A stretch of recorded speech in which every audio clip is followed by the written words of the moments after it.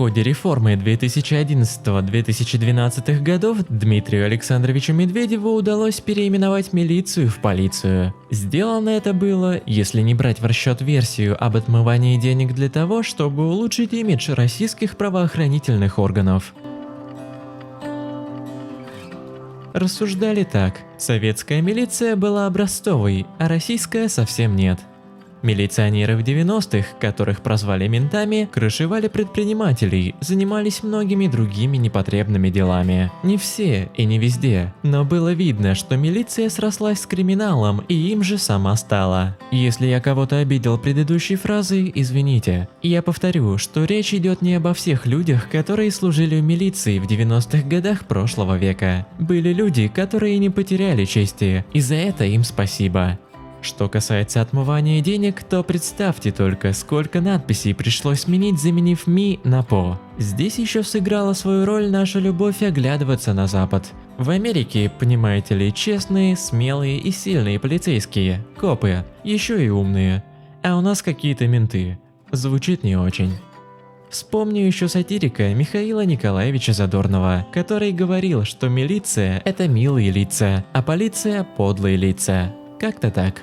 В заголовке фигурирует фамилия вождя революции, поэтому давайте все же про него. Владимира Ильича можно поблагодарить за то, что все свои мысли он излагал на бумаге. Собрание сочинений Ульянова – это огромное количество томов. Честно, я не помню, сколько их всего, но много. Нужно что-нибудь перечитать. Писал Ильич про то, почему в Советском Союзе должна быть милиция, а не полиция.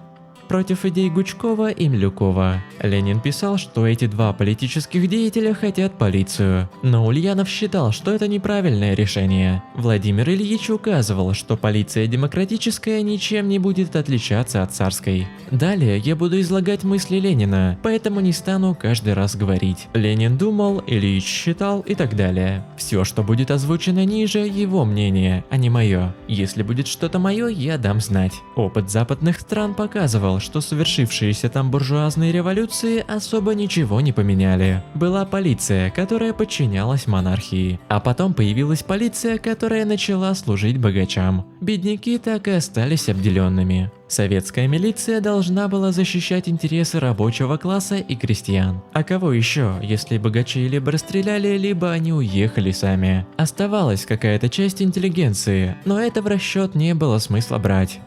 В Питере в 1917 году проживало 2 миллиона человек. Людей в возрасте от 15 до 65 было около миллиона. Тут я вставлю свою ремарку, что Ленин рассматривал в качестве боеспособного населения людей от 15, то есть еще подростков, и уже стариков 65 лет. Впрочем, теперь у нас на пенсию выходит в таком возрасте.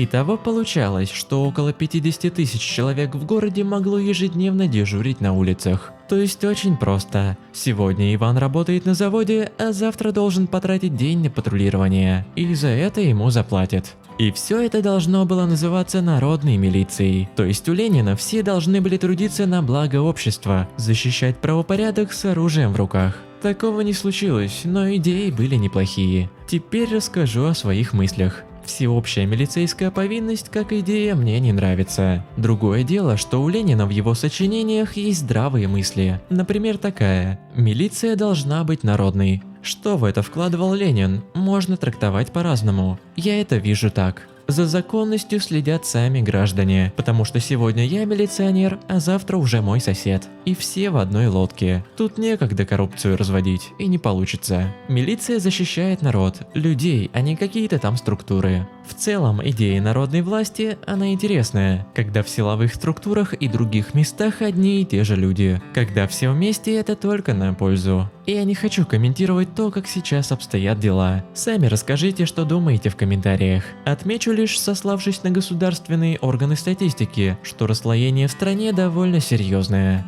Подведу итог. Если Дмитрий Анатольевич Медведев посчитал, что милиция имеет плохой имидж, то то же самое считал и Владимир Ильич Ленин, но в отношении полиции. Кстати, откуда появилось слово, до сих пор спорят. Возможно, что МИ – это military, то есть речь о вооруженных народных формированиях. Этот термин использовал еще Петр I. Если вам понравилось, не забудьте поставить лайк, подписаться на канал Загадки Истории и нажать на колокольчик, чтобы не пропустить новые видео.